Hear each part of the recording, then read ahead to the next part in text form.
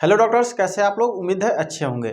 आज जो हम चैप्टर स्टार्ट करने वाले हैं उसका नाम है दिनचर्या। इसका दूसरा लेक्चर हम आज स्टार्ट करने वाले हैं। इसमें हमें क्या क्या पढ़ना है, जैसे पिछले लेक्चर में हमने पढ़ा हुआ था धूमपान के मतलब के बारे में पढ़ा हुआ था। इसमें क्या पढ़ना है हमें, इसमें पढ़ना है तांबुल सेवन के बारे में, अभ्यंग के बारे में, और भी बहुत सारे जो दिनचर्या के पार्ट है, हमारे जो डेली रूटीन के पार्ट है, उस सभी चीज़ों को इसमें पढ़ना है। आइए देखते हैं क्या है तांबुल सेवन क्या होता है। सबसे पहले देखेंगे तांबुल। ये जो आपको फोटो दिख रहा होगा, इसमें आप स्पष्ट रूप से देख पा रहे होंगे, ये है पान, जो आज के शब्दों में आप लोग बोलते हैं पान खाने की विधि।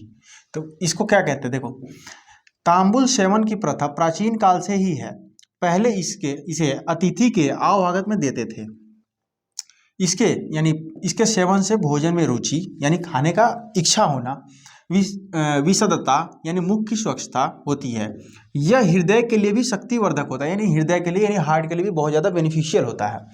अष्टांग संग्रहकार के अनुसार सोकर उठने के पश्चात, कब कब इसे खाना चाहिए, तो सोकर उठने के बाद में इसे खा सकते हैं, या भोजन करने के बाद, या स्नान करने और वमन करने के बाद तांबुल सेवन करना हितकर होता है।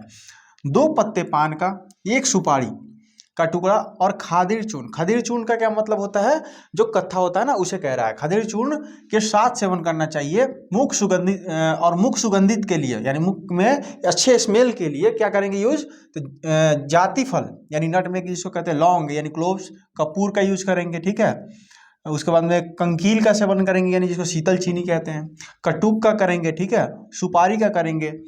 पान के साथ सेवन करना चाहिए। इन सभी चीज़ों का क्यों सेवन करना चाहिए, कि हमें मुंह से सुगंधी के लिए यानी मुख के अच्छे स्मेल के लिए हमें ये चीज़ों का यूज करना चाहिए। बाकी हम पान बनाने की जो विधि है वो आपने देख लिया कि क्या क्या चीज़ उसमें डालेंगे। खदीर चूर्ण का इसमें बहुत ज़्यादा इंपॉर्टेंट रोल होता है। 2 पान के पत्ते लेंगे, 1 सुपारी लेंगे और लौंग वगैरह सभी चीज़ मिलाकर के कपूर वगैरह का सेवन करेंगे, ताकि मुंह में अच्छे स्मेल आए खाने में।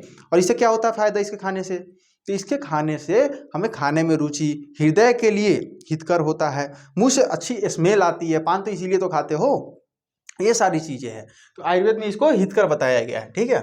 इसका सेवन करना चाहिए। कब कब करना चाहिए, तो इंपॉर्टेंट पॉइंट है, भोजन, स्नान और वमन के बाद। वमन क्या बोलते हैं, इसको बोलते हैं वोमिटिंग। जब भी वमन कराया जाता है, वमन द्रव्यों से कराया जाता है, तो एक ट्रीटमेंट है जो पंचकर्म में आपको मिलेगा, उसके पश्चात करना चाहिए ये सारी चीजों का इसका प्रयोग। तांबुल सेवन का निषेध यानी कब नहीं करना चाहिए, किसको नहीं करना चाहिए, जब लंग्स इंजरी हो, यानी छत यानी उरच छत, इसको इंजरी क्या कहते हैं, लंग्स इंजरी हो। क्षतज काश, ठीक है, इसी को कहते हैं। पित्रास यानी रक्तपित्त जब हो। रुक्ष प्रकृति वाले को नहीं करना चाहिए। नेत्रों में वेदना यानी आंखों में पीड़ा हो, तब नहीं करनी चाहिए। विष मूर्छ हो यानी अनकॉन्शियसनेस हो, तब नहीं करना चाहिए। और मद यानी इंटॉक्सिकेशन से पीड़ित होने पर तथा शोष के रोगी को, ठीक है, शोष के रोगी को तांबुल सेवन नहीं करना चाहिए, करना अपथ्य बताया गया है। उनके लिए ये चीजें मना करी गई है कि वो इन चीजों का सेवन नहीं करे, वो तांबुल सेवन नहीं करेंगे, ठीक है।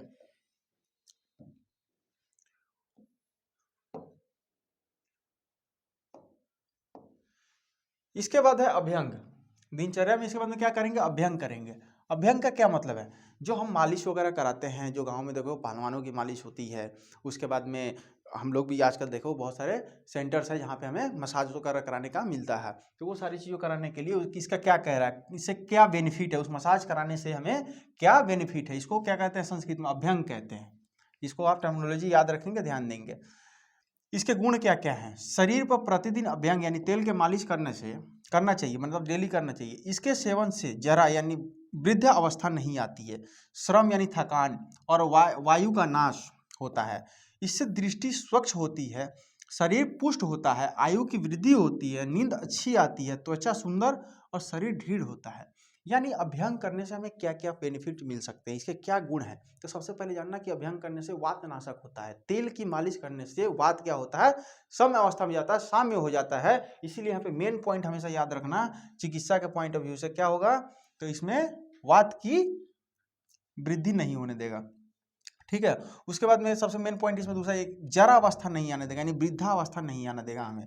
वृद्धावस्था यानी हमें ज़्यादा बूढ़े होने से बचाएगा, यानी हमें हमेशा युवा अवस्था में रखेगा, ठीक है। श्रम यानी थकान, यानी जब भी आप काम वगैरह करोगे तो उसमें आपको थकान फील नहीं होगा, आपको एनर्जेटिक फील होगा। इस चीज़ के लिए भी हम मसाज कराते हैं। उसके बाद में आयु की वृद्धि होगी, हमें एक्स्ट्रा मतलब कहते हैं ना, आयु कामना की कामना करना, यानी उसमें इसके लिए भी अभ्यंग बहुत ज़्यादा जरूरी है। तो ये चीज़ आपको बता रहा है। फिर त्वचा, जैसे आप देखो मालिश वगैरह कराओगे तो आपका जो त्वचा होगा उसका वर्ण बहुत ज़्यादा अच्छा दिखेगा, वो ज़्यादा आपका ग्लो करेगा स्किन। फिर ढीढ़ होती है यानी हेवी, यानी आपके शरीर मजबूत बनते हैं इस चीज़ से। बच्चों को देखना मालिश वगैरह खूब बचपन में किए जाते हैं इसी कारण से, ठीक है। फिर किसको नहीं करना चाहिए, अभ्यंग का निषेध क्या है। कफ से पीड़ित व्यक्ति को, जो किसको कफ रोगी हो गया हो, कफज कोई रोग हो गया हो, उसे क्या करना चाहिए, इसका सेवन नहीं करना चाहिए, यानी ये अभ्यंग नहीं करना चाहिए। जिसका संशोधन यानी वमन विरेचन आदि पंचकर्म किया गया हो, यानी जो अभी तुरंत उसकी चिकित्सा की गई हो। अजीर्ण रोगी यानी जिसका वो खाना नहीं पचा हो, जिसका खाना प्रॉपर डाइजेशन नहीं हुआ हो, उसका भी हम क्या करेंगे, उसका भी हम मसाज नहीं करेंगे। इसको भी इम्पोर्टेंट है, ये सब सारी चीज़ें पता होना चाहिए।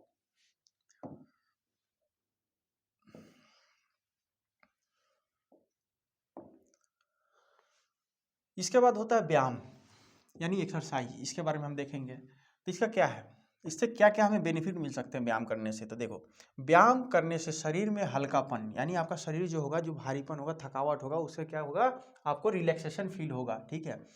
काम करने की शक्ति, यानी आपको इनर्जेटिक फील कराएगा, आपको एक्स्ट्रा ऊर्जा देगा। अग्नि का तीव्र होना, यानी खाना आपको मतलब जल्दी पचेगा खाना आपका, ठीक है, ये कह रहा अग्नि का तीव्र होगा। और मेद का नाश होगा, फैट का लॉस होगा। जब भी आप देखो मोटे व्यक्ति को क्यों कहा जाता है, आप ज़्यादा से ज़्यादा एक्सरसाइज करें ताकि उसका क्या हो, फैट बर्न हो। तो वही कह रहा है मेद का नाश होगा। शरीर के अंगों का विभक्त होना, बॉडी डेवलप करेगी, अर्थात शरीर के जो अंग मेद के बढ़ने से एक समान हो गए होते हैं, वो व्यायाम करने के कारण मेद का क्षय होने से पृथक पृथक दिखाई देने लगते हैं। यानी जो शरीर के जितने भी पार्ट्स हैं वो क्या होते हैं, फैट जहाँ पे इकट्ठे हो जाएंगे तो वहाँ पे सारे जो होता है स्थूलनेस आ जाती है हमारे शरीर में। तो हमें व्यायाम करने के बाद क्या होता है, शरीर में सब अलग अलग दिखाई पड़ता है, सब अपना पार्ट्स पहचान में आता है कि कहाँ पे कौन से है पार्ट्स, वो सारी चीज़ दिखाई देते हैं, अदरवाइज फैट से ढके हुए होते हैं। यही चीज़ें कहना चाह रहा है। व्यायाम के अयोग्य, यानी व्यायाम कौन कौन नहीं कर सकता है, वातज पित्तज रोगी नहीं कर सकते हैं, बालक को मना किया गया है, यानी जो बालक है उसे व्यायाम नहीं करना चाहिए। उसके बाद में वृद्धा, यानी जो बुजुर्ग हो गए उन्हें भी व्यायाम करने की, ज़्यादा व्यायाम करने के लिए नहीं बताया गया। फिर अजीर्ण, जिसका खाना डाइजेस्ट नहीं हुआ हो, जिसका खाना नहीं पचा, उसे नहीं करना चाहिए। इन रोगियों को व्यायाम नहीं करना चाहिए, ठीक है। पॉइंट नोट करके रखेंगे, ये सब इंपॉर्टेंट पॉइंट है। 5 नंबर में सीधा पूछ लेता है कि व्यायाम के रोगी के बारे में या निषेध के बारे में बताया कि कौन से इसके नहीं कर सकते, व्यायाम के अयोग्य मतलब कि कौन नहीं है, और कौन से व्यायाम के लाभ क्या होते हैं। ये दोनों चीजें 5 नंबर में पूछ लिए जाते हैं, ठीक है। उसके बाद व्यायाम के योग्य अवधि, शक्तिशाली और स्निग्ध भोजन करने वाले व्यक्ति को शीतकाल और वसंत ऋतु में अपनी आधी शक्ति के बराबर व्यायाम करना चाहिए, ठीक है। शेष ऋतुओं में ग्रीष्म, वर्षा और शरद में आधी शक्ति से भी कम व्यायाम करना चाहिए। यानी किस ऋतु में हमें कितना व्यायाम करना चाहिए, कभी भी अपने शक्ति का, जैसे देखो क्या कह रहा, शीतकाल यानी जब भी ठंड का मौसम हो, या वसंत ऋतु में क्या करना चाहिए, अपने शक्ति के आधे, यानी जो आपका स्टेमिना है उसके आधा ही व्यायाम आपको करना चाहिए। लेकिन बाकी के किस में, ग्रीष्म ऋतु में, वर्षा ऋतु और शरद ऋतु में क्या, आधी शक्ति से भी कम, यानी आधा से भी कम हमें व्यायाम करना चाहिए, क्योंकि गर्मी में ज़्यादा से ज़्यादा हीट होती है, हीट जनरेट होता है ग्रीष्म ऋतुचर्या में, और उसमें क्या होगा, ज़्यादा से ज़्यादा आपका स्वेट बाहर आएगा। तो क्या होता है उसमें, और व्यायाम करोगे तो उससे और ज़्यादा आएगा, तो डिहाइड्रेशन ज़्यादा नहीं हो, इस वजह से इसमें बताया गया है, निषेध बताया गया है, इसमें कम करना होता है, अपने आधी शक्ति से भी कम करना होता है। बाकी 2 ऋतुचर्या में आपको अपने शक्ति से आधे करने होते हैं, ठीक है। ये इंपॉर्टेंट पॉइंट है, इसको भी आप नोट करेंगे।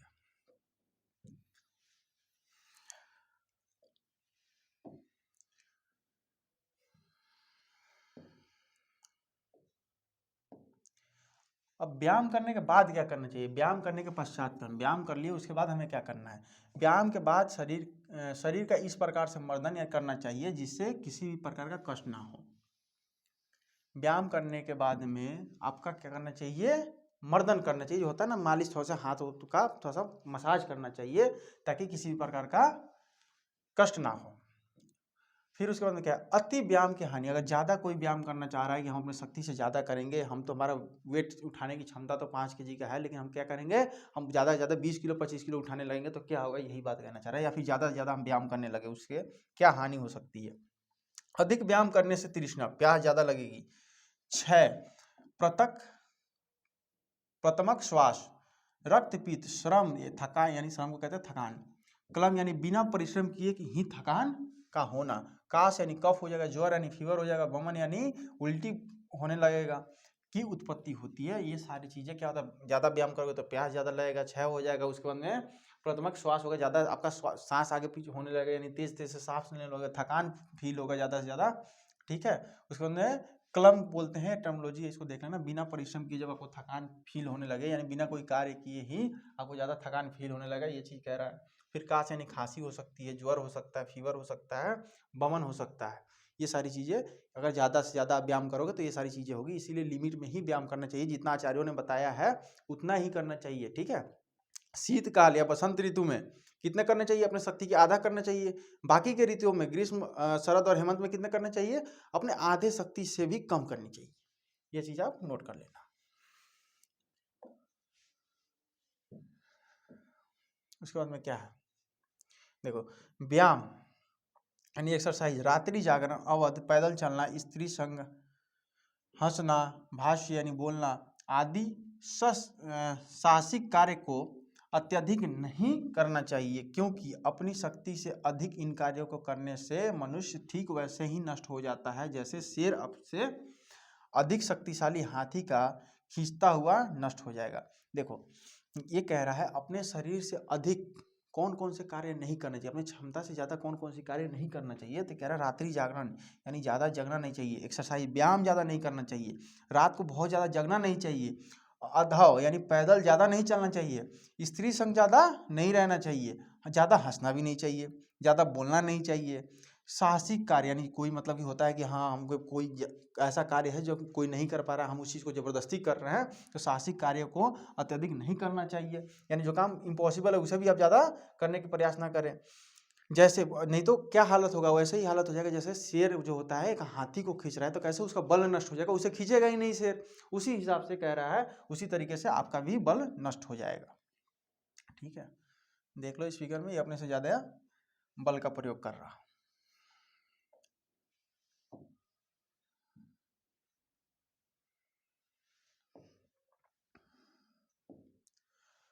अब क्या है, अब इसके बाद में करते हैं उपटन। ये देख लो, जैसे उपटन आपने देखा होगा बहुत जगह पे करते हैं इसका, तो ये दोनों फिगरों में स्पष्ट रूप से बताया गया क्या कह रहा है। उपटन का लाभ क्या है, आपने शादी वगैरह में देखे होंगे ज़्यादा से ज़्यादा उपटन वगैरह का प्रक्रिया किया जाता है। ये क्रिया कफ को नष्ट यानी कफ नाशक है, इंपॉर्टेंट पॉइंट है याद रखना।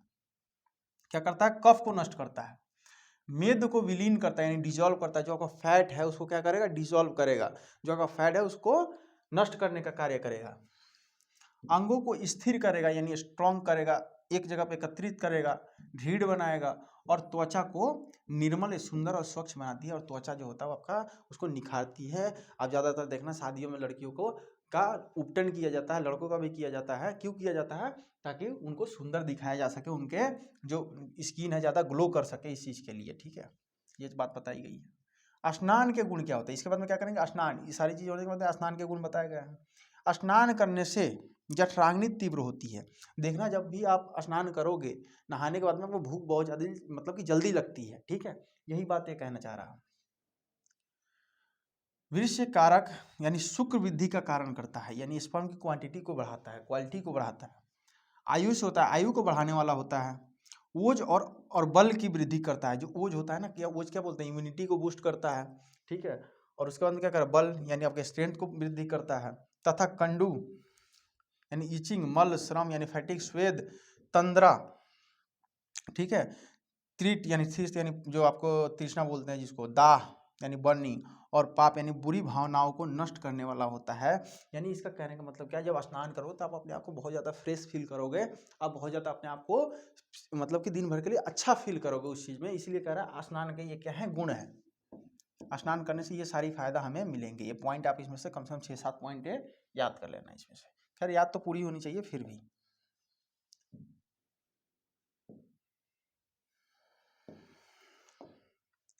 अब कह रहा है उष्ण जल से स्नान, यानी गर्म पानी से हमें कब नहाना चाहिए, कितने के नीचे से नहाना चाहिए, तो ये देखिए इसके बारे में बताया।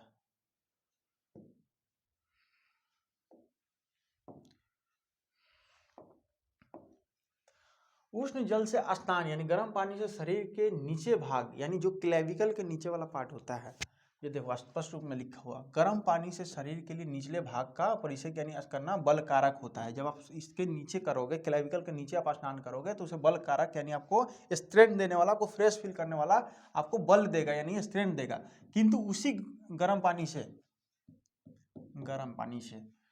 शरीर का ऊपरी हिस्सा यानी सिर आदि का परिषेक करेंगे या स्नान करेंगे तो बालों और नेत्रों को का बल नाश करता है। यानी आपको क्या कहा जाता है, जब भी आप लोग देखो, आप मतलब कि आपका ज़माना ऐसा हो गया है कि सभी लोग हीटर लगा कर रखे हुए, सॉरी गीजर लगा कर रखे हुए बाथरूम में, तो क्या करते हैं, गीजर से सर के ऊपर से नहाते हैं पानी से गर्म करके। लेकिन सर के ऊपर से जब आप नहाओगे तो क्या होगा, आपके बाल झड़ेंगे और दूसरा आपके आँख भी खराब हो जाएंगे। वही चीज़ यहाँ पर लिखा है, जब भी आप गर्म पानी यानी उष्ण पानी से नहाएं तो क्लेविकल के नीचे यानी सिर के निचले भाग से स्नान करना चाहिए गर्म पानी का। यही बात बताया गया है। अगर अभी आप करते हो तो इस चीज़ को आगे से ना करेंगे।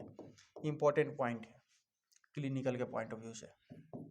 अब क्या लिख रहा है, स्नान के अयोग्य, किसे स्नान नहीं करना चाहिए, कौन से व्यक्ति को स्नान नहीं करना चाहिए।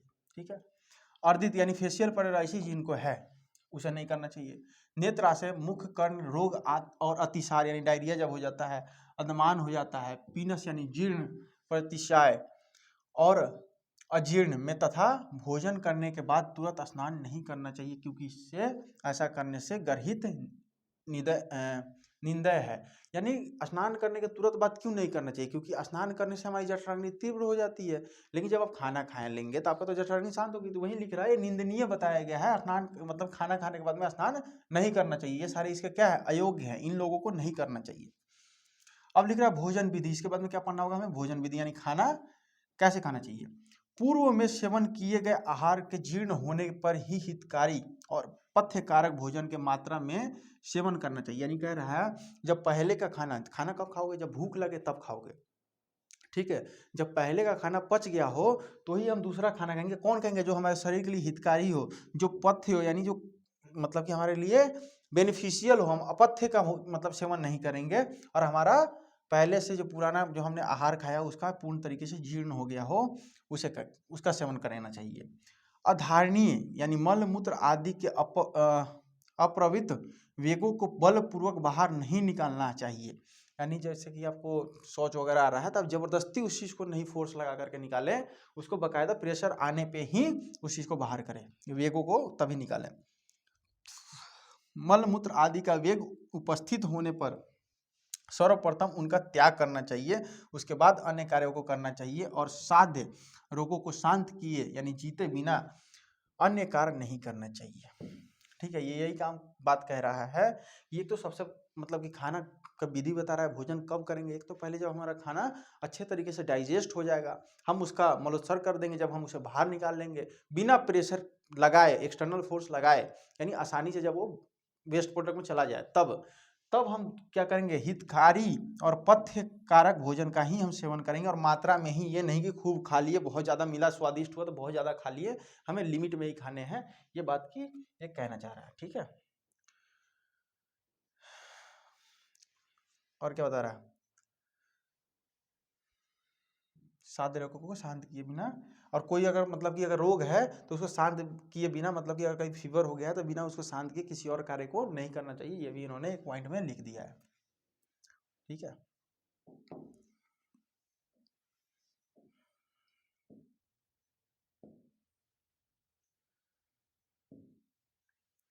अब क्या है, धर्म का महत्व क्या है। सभी प्राणियों की सभी प्रवृत्तियां निकार सुख की प्राप्ति के लिए होती है और सुख की प्राप्ति धर्म के बिना नहीं हो सकती है। इसीलिए सभी को धर्म में तत्पर रहना चाहिए, यानी धर्म का भी पालन करना चाहिए। जैसे खाना पीना तो ठीक है, अपना डेली लाइफ तो सही है, लेकिन उसके साथ साथ हमें धर्म का भी पालन करना चाहिए। हमें बाकायदा जो है हमारे शास्त्रों में धर्म के बारे में भी बताया गया है। यही कह रहा है, वो धर्म के प्रति भी भावना रखनी चाहिए, उसके प्रति भी तत्पर रहना चाहिए, ये बात कही गई है। फिर मित्र और शत्रु के प्रति आचरण, मित्र और शत्रु कौन है, इसके प्रति का आचरण बता रहा है कि कौन सा मित्र है, कौन सा मित्र नहीं होगा। कल्याण चाहने वाले मित्रों पर श्रद्धा और विश्वास रखना चाहिए, जबकि अन्य से जो कल्याण चाहने वाले नहीं हैं उनसे दूर रहना चाहिए। यानी मित्र कैसे समझेंगे कि ये मित्र हमारे काम का है कि नहीं, कि मतलब कि हमें अच्छे मित्र हैं या नहीं है, कि शत्रु हैं, कैसे पहचानेंगे? तो हम देखेंगे जो जिसके बिहेवियर दूसरों के प्रति भी अच्छा हो, तब तो हमारे प्रति अच्छा होगा। अगर दूसरे के प्रति वो बुरा है तो हमारे प्रति कभी अच्छा नहीं हो पाएगा। यही बात कही गई है कि मित्र और शत्रु की पहचान कैसे करें, उसी पे विश्वास रखना चाहिए जो दूसरों पे श्रद्धा और विश्वास रखता हो। ठीक है। अब 10विध पाप का त्याग क्या है, कौन कौन सा चीज हमें नहीं करना चाहिए, ये इसके बारे में कहा गया। 10विध पाप हमेशा आ जाता है 5 मार्च में। ये भी इसमें क्या है, हिंसा यानी प्राणियों को नहीं मारना चाहिए। आस्ते, ठीक है, आस्ते यानी चोरी नहीं करना चाहिए। उसके बाद में क्या करना है, अन्यथा कर्म यानी कोई भी अगमय स्त्री, गुरु या स्त्री आदि से मैथुन नहीं करना चाहिए। किसी भी जो मतलब कि कोई ऐसी मतलब कि अपने टीचर वगैरह के साथ मैथुन नहीं करना चाहिए, यही बात कर रही हैं। स्त्री गुरु के साथ नहीं करना चाहिए, वाचिक पाप कर्म है। उसके बाद में क्या है, पैशुन यानी चुगली या दूसरों की निंदा, निंदा नहीं है, निंदा नहीं करना चाहिए। उसके बाद में लिख रहा है परुष यानी कठोर वचन नहीं बोलने चाहिए। अनित यानी झूठ नहीं बोलना चाहिए। संभिन्न प्रलाप नहीं करना चाहिए यानी असंबंध नहीं बोलना चाहिए। मानसिक पाप कर्म है, ठीक है, यानी कोई ऐसा बात नहीं करे जिसका कोई मतलब कि उसे इरिलेवेंट है, बोलते हैं ना इरिलेवेंट है, तो इसका क्या मतलब है, उसका कोई मतलब कि तुक नहीं बनता हो, बेतुकी बातें नहीं करनी चाहिए। व्यापाद यानी दूसरों को हानि पहुंचाने के लिए नहीं सोचना चाहिए। ठीक है, ये पूरे 10विध कर्म आते ही आते हैं, इसको बाकायदा याद होना ही चाहिए। इस चैप्टर के सबसे इंपॉर्टेंट पॉइंट में से ये भी एक है, इसको आप याद कर लेना, बहुत जगह काम देगा। अभी 2 और है।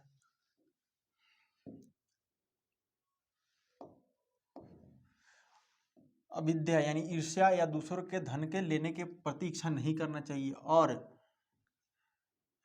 दैविक पर्याय नहीं करना चाहिए, नास्तिकता यानी कभी भी हमें आस्तिक होना चाहिए, भगवान देवी देवता वेदों में विश्वास रखना चाहिए। ऐसा नहीं होना चाहिए कि हम वेदों में विश्वास नहीं रखना, हम नास्तिक हो गए, ऐसा भी हमें नहीं करना चाहिए। इस 10 प्रकार के पाप कर्मों का त्याग कर देना चाहिए हमें।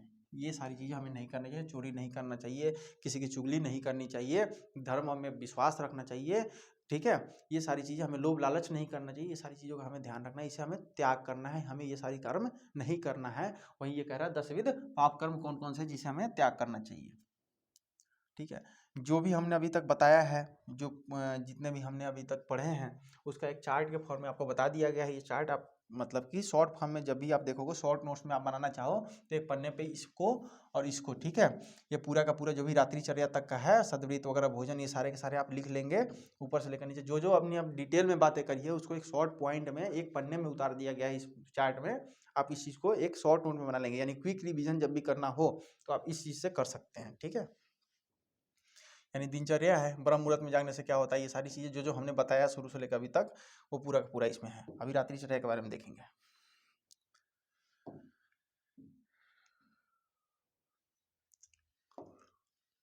रात्रिचर्या क्या है, यानी जो आप रात को सोते हो उसके बारे में बात कही गई है। रात्रि में बाहर नहीं जाना चाहिए, किंतु यदि आवश्यक कार्य आ ही जाए तो डंडा लेकर के और मौली यानी पगड़ी बांध करके, जब भी अगर मतलब कि कह रहा है रात्रिचर्या में कभी भी हमें रात में बाहर नहीं निकलना चाहिए, लेकिन फिर भी अगर कोई आवश्यक कार्य आ गया तो हमें क्या करना चाहिए, एक हाथ में डंडा, सिर पे पगड़ी बांध कर और सहायक और एक साथ कोई हेल्पर लेकर के ही बाहर जाना चाहिए। डंडे को साथ रखने से क्या होता है, क्यों डंडे लेकर के जाएंगे, गड्ढे या नाले आदि की गहराई का अंदाजा हो जाता है और आवश्यक पड़ने पर कुत्ता, सर्प आदि की रक्षा करता है, और सिर पे पगड़ी और होने से कीट पतंगा और ओस आदि से रक्षा करती है। जैसे पहले के लोग देखते हो गए, आप पगड़ी वगैरह बांध के हमेशा रहते थे, रात में कभी जाएंगे तो डंडा लेकर चलना, ये सारी किस लिए, अपने सेफ्टी के लिए, ताकि कभी नाला वगैरह मिले तो उसमें गिर ना जाए, कभी सर्प वगैरह मिल गया तो उसे मारने के लिए, उसे भगाने के लिए, कुत्ता वगैरह मिल जाए तो उसे भगाने के लिए।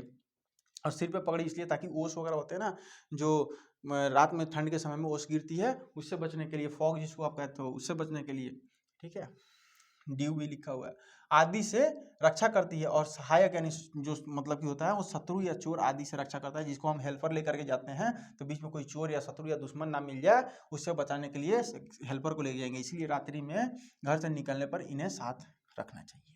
ठीक है, सदाचार का क्या मतलब है, बुद्धिमान यानी धीमान व्यक्ति के लिए सभी व्यवहारिक कार्यों का आचार्य यानी गुरु संसार ही है, इसीलिए परीक्षक यानी विचारक व्यक्ति को लौकिक यानी सांसारिक व्यवहार में लोक का ही अनुकरण करना चाहिए, अर्थात वही कार्य करना चाहिए जो संसार के लिए श्रेष्ठ व्यक्ति करते हों या किए हों। हमें उनके ही, सदाचार ये कह रहा है, हम उनके ही पथ पे चलें जो हमें अच्छे कर्मों की राय देते हैं। ऐसा ना ही हो हम किसी चोर के रास्ते पे या हमें चोरी के रास्ते पे चले जाएं। हमें अच्छे कर्मों पे ही चलना चाहिए। किसी को देख करके अगर गलत रास्ते पे जा रहा है उस रास्ते पे नहीं जाएंगे। वही बात कर रहा है, जो संसार के लिए, जो किसी व्यक्ति के लिए श्रेष्ठ हो वही कार्य को हम करेंगे। दिन रात का विवेचन, किसी प्रकार का जीवन व्यतीत करते हुए मेरे दिन रात कैसे व्यतीत होते हैं इसकी स्मृति याद बनाए रखने वाले को कभी दुख नहीं होता है। यानी किसी प्रकार का जीवन व्यतीत कर रहे हैं, दिन रात कैसे व्यतीत कर रहे हैं, इसे हमें हमेशा याद बना कर रखना चाहिए। यही इसका दिन रात का विवेचन है, उसे हमें चिंतन करना चाहिए हम कि हमने क्या जिया है, क्या खाया है, क्या पिया है, इन सारी चीज़ों का ये करना चाहिए, निवारण करना चाहिए। अब ये आपका चैप्टर क्या होता है, दिनचर्या जो होता है यहाँ पे समाप्त होता है। इसके बाद में जो हम पढ़ेंगे ऋतुचर्या पढ़ेंगे। इसमें हमने देख लिया कि दिन में हम क्या क्या करते हैं, दिन से लेकर के रात में हमारा क्या क्या खाना आहार मतलब होता है, हम क्या पहनकर चलेंगे, कब नहाएंगे, कब क्या करेंगे, ये सारी चीज़ों का हमने देख लिया है। इसके बाद में देखेंगे ऋतुचर्या, उसमें देखेंगे किस ऋतु में हमें क्या खाना है, कैसे आहार लेने हैं, कैसे सोना है, कब व्यायाम करना है, किस ऋतु में हमें ज़्यादा व्यायाम करना है, किस ऋतु में कम व्यायाम करना है। इन सारी बातों का हम नेक्स्ट चैप्टर में डिस्कस करेंगे। उसमें ऋतुचर्या जिसका चैप्टर का नाम होगा, तीसरा अध्याय होगा। तब तक के लिए थैंक यू, धन्यवाद। आगे इसी तरीके से आप पढ़ते रहें।